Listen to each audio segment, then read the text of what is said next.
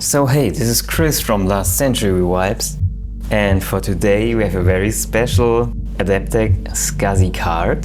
This SCSI card uses PCI-X, which is a little faster than your usual PCI, so we put it in the proper port.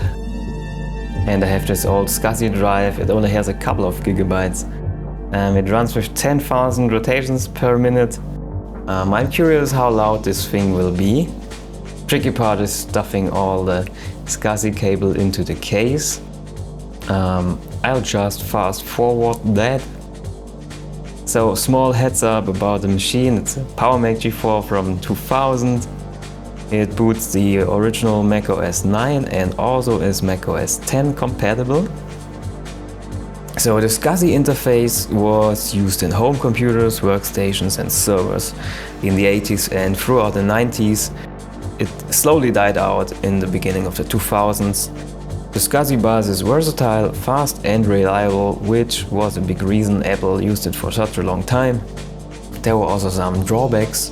You need a termination, that means the last device needs a terminator after it, so the bus works properly, and you also needed to address the devices independently, which sometimes ended in fuck-ups, but that's another story.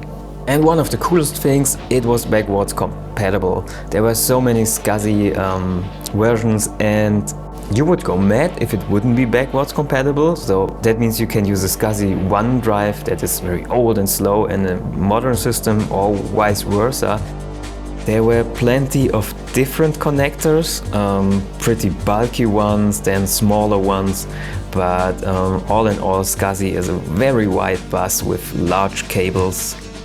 In comparison with USB, you can see that this thing is really a whopper. But before we start, first things first.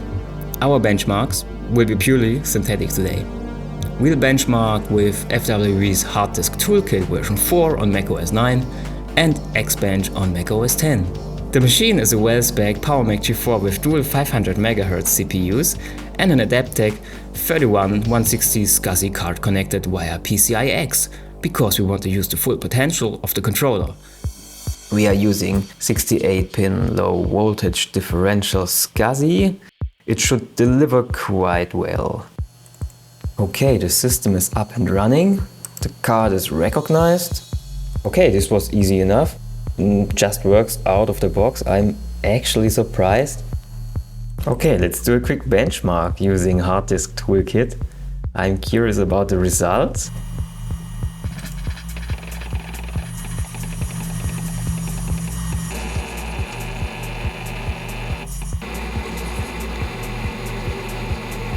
Dang, this drive sounds so cool, really gives the impression that computer's actually doing something. I love that.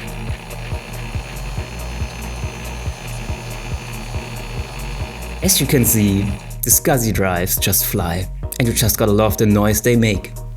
And don't underestimate those low access and seek times. This is crucial for everyday work, as hard disks tend to fragment data over time, requiring the heads to jump all over the platters. The shorter the access time, the better the performance. I'll quickly benchmark the disks in macOS 10, a quick restart, and we're up and running. Alright, results. I'm well aware that this benchmark is neither 100% fair nor accurate, but it gives a rough estimate of what's possible. And given the circumstances that back in 2000 your ordinary PC or Mac only had ADA 66 or ADA 100, SCSI was a logical step if you wanted to achieve higher speeds, especially when being used in a RAID. Now, is it worth the money? Let's calculate this. I dig deep in tons of old magazines and look what I found. $400 for a 45GB IBM ADA drive and $800 for the Quantum, Quantum Atlas 18GB SCSI drive.